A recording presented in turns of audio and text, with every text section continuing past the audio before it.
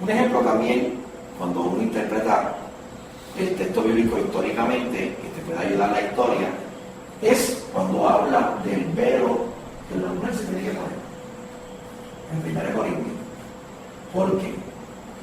Porque había mujeres que llegaban rapadas a su cabeza, porque practicaban la prostitución griega. Y cuando se convierten, llegan a la iglesia con la cabeza rapada y profetizando. Entonces, vivían en un desorden. Pablo, para poner orden, lo primero que dice es que se tiene que dejar crecer el cabello. Y habla de autoridad. Habla de cultura judía, más que nada. Pero a la misma vez, le dice, si está rapada, que se ponga un pelo. Y eso es un problema de autoridad. Porque el pelo era como si fuera una comentada sujeta, según Pablo, a una autoridad. Y si no, ¿cómo es su pelo?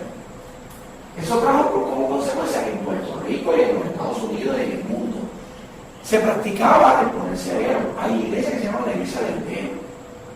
Uno no le critica, ¿verdad? Tienen sus creencias con respecto al velo.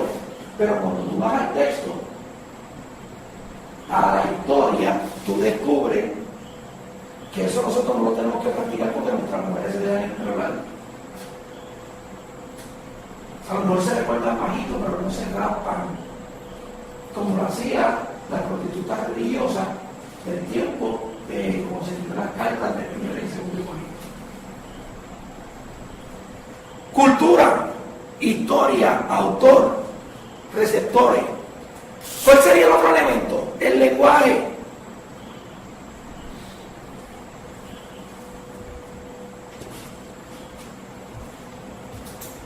En el lenguaje tenemos otro abismo. Y es que la Biblia no se escribió en español ni en inglés. Que son los idiomas más comunes que nosotros la podemos leer. Ella se escribió en griego, en el Nuevo Testamento. El Antiguo Testamento se escribió en hebreo y porciones en arameo. Por lo tanto, el griego, el hebreo y el arameo. ¿En latín igual se escribió en latín? No, en latín lo que pasa es, eso yo lo expliqué aquí en una clase una vez, hay una transición en el primer siglo de hebreo hacia el pensamiento griego. Y todos los que escribieron en la Biblia fueron hebreos menos Lucas. Todos son judíos. Pero, y la iglesia era griega cuando empezó, digo hebrea, porque eran judíos los que la componían. Pedro, los apóstoles, Jesús, todo el mundo era judío. Pero, mientras va pasando el tiempo y la iglesia se riega por todo el imperio romano, la iglesia va asimilando el pensamiento griego con la gente griega que va siendo parte de la iglesia. Y mientras los hebreos van achicándose, mientras los hebreos van achicándose en la iglesia, los griegos van creciendo. Hasta que llega un momento dado en que son más los griegos, cuando digo griegos, estoy hablando de los romanos y todo su gente. Cuando estamos en las finales del primer siglo, ya la iglesia era griega. Hay un 90-80% griego y había un 20% o un 10%. Esto no es medible, pero nosotros lo medimos así como para darte una idea de que ya los judíos no dominaban en la iglesia. Por lo tanto, el pensamiento que dominaba no era el judío, era el griego. Ya para el tercer siglo, los romanos fueron haciendo la transición desde los griegos al latín. Y ahí es donde empiezan a surgir documentos del Nuevo Testamento en latín. Pero ya para el 325 ya se establece cuáles iban a ser los libros del Nuevo Testamento. Y entonces ahí viene esta transición ya con los libros que tenía el Nuevo Testamento y sabe el idioma griego como idioma primario, se empiezan a hacer traducciones al latín y la Biblia se empezó a leer en latín.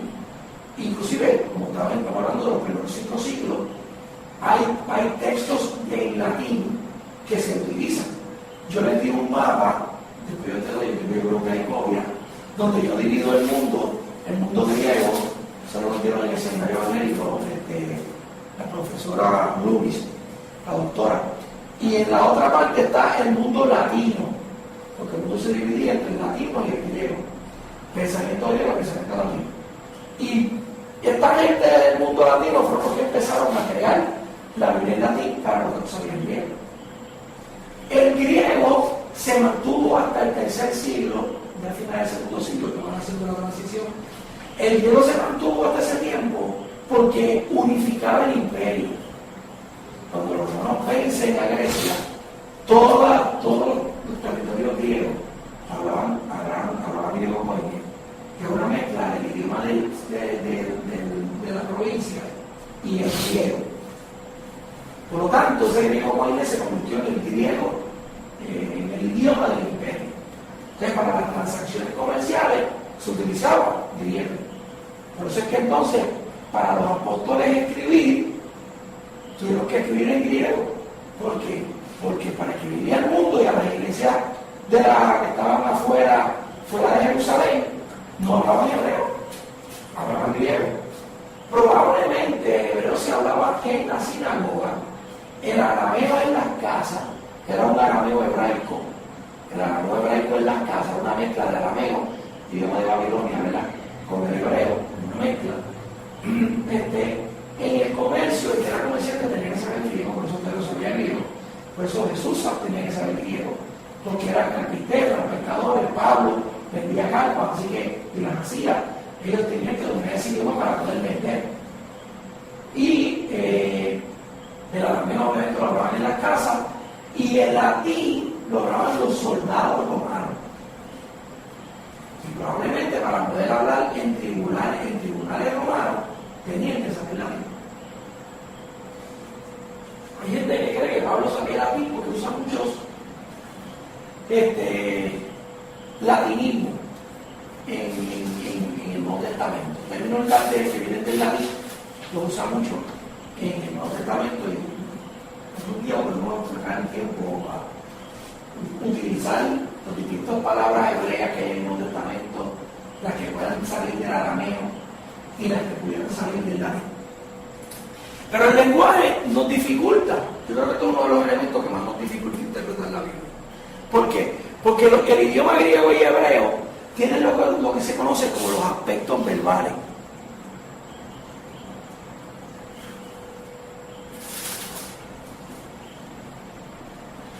Y esos aspectos verbales le dan unos movimientos a los verbos que nosotros normalmente, aunque sí lo hacemos en nuestro idioma, no nos damos cuenta cómo lo hacemos. Si un verbo en griego está en presente, está en un aspecto verbal continuo. Si la Biblia dice que yo me santifico y está en presente, es yo me santifico, es continuo, yo me santifico. Siempre me dice, yo me santifico, es continuo. Si la Biblia dice en este caso, el aspecto verbal del griego es obviamente mucho más griego que hebreo. Si en el aspecto verbal del pasado, en el pasado los aspectos verbales, los verbos son varios en griego. Está el imperfecto, que es parecido al presente, que es continuo, o sea, viene del pasado. Jesús dijo, o Jesús se decía, perdónanos porque no saben lo que hacen. Eso está en imperfecto. Eso quiere decir que está repitiendo perdónanos porque no saben lo que hacen, hasta el momento en que el autor dice que Jesús dijo esa palabra. Pero hay otro elemento en términos de los verbos del pasado que, para acordarme, un verbo que es puntual, que está en el pasado y que se cerró en el pasado. De tal manera amó Jesús al mundo. Eso se cierra en pasado, ya no me acuerdo cómo se llama el verbo. Eso se cierra en pasado y es puntual, no es continuo como el imperfecto y el presente. Y se encierra en un solo momento de la historia. Y no titubea, y ahí terminó la acción, en este caso de Dios. Dios amó al mundo. No nos dice Dios amó y amó, no es que Dios amó una vez y envió a su Hijo. Y en ese sentido, ese verbo en el pasado es distinto al imperfecto, porque el imperfecto tiene un aspecto continuo, mientras que, mientras que este verbo tiene un aspecto puntual. Nosotros no vemos eso en la traducción. Yo leo a Jesús de la manera amó Dios al mundo, y yo lo veo en el pasado. Lo mismo que si yo dijera, Jesús decía, perdónalo porque no saben lo que hacen. Yo lo veo igual en el pasado. Yo lo veo distinto al puntual, el continuo. Y no puedo traducir el aspecto verbal al español con facilidad, a menos que no te des cuenta. Y eso a nosotros nos roba en cierta medida una parte de esa interpretación del texto bíblico. Esta cosa se aprende. Entonces, un ejemplo, cuando la mujer del flujo de sangre se decía, si tan solamente tocar su manto se le salva, lo que la mujer está diciendo, o lo que la autora está diciendo es que ella se decía, continuamente, ella se decía, si tomo su manto se le salva. O sea, uno dice, wow, ella tenía una expectativa y esperaba algo de Dios. Esa es la pregunta aquí, ¿qué espero yo de Dios? Y si lo que yo espero de Dios, yo lo espero con tanta fuerza que yo lo digo y lo digo y lo sigo buscando hasta que llegue el momento de yo actuar afirmando esa verdad que yo estoy creyendo y que yo continuamente estoy diciendo que tengo una esperanza de alcanzar algo, en este caso, tocar el manto de Dios.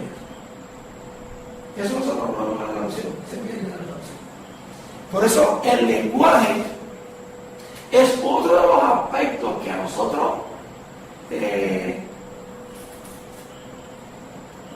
no nos ayudan a tener una interpretación completa. Digo completa porque normalmente los traductores hacen sus mejores esfuerzos para hacer las mejores traducciones para que nosotros podamos leer en nuestro idioma el texto como intencionalmente fue escrito.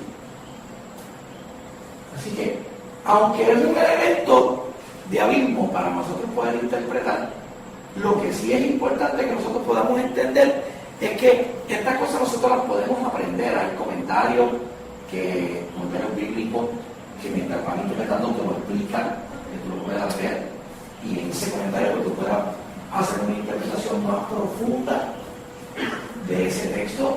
Y aunque no sabes griego, como él sabe griego, él te lo va a explicar y tú en el comentario lo vas a asimilar y probablemente lo puedas usar en alguna predicación o en alguna enseñanza, en algún estudio bíblico o para uso personal nuestro. Pero no hay duda que los idiomas nos limitan la interpretación, pero hay que entender que el hecho de que nos las limiten no nos roba totalmente la interpretación. Lo que tenemos en español es bastante fiable, por lo menos para entender el texto y para saber lo que el autor quería decir. Esto nos ayudaría a ampliar lo que nosotros queremos decir del texto bíblico.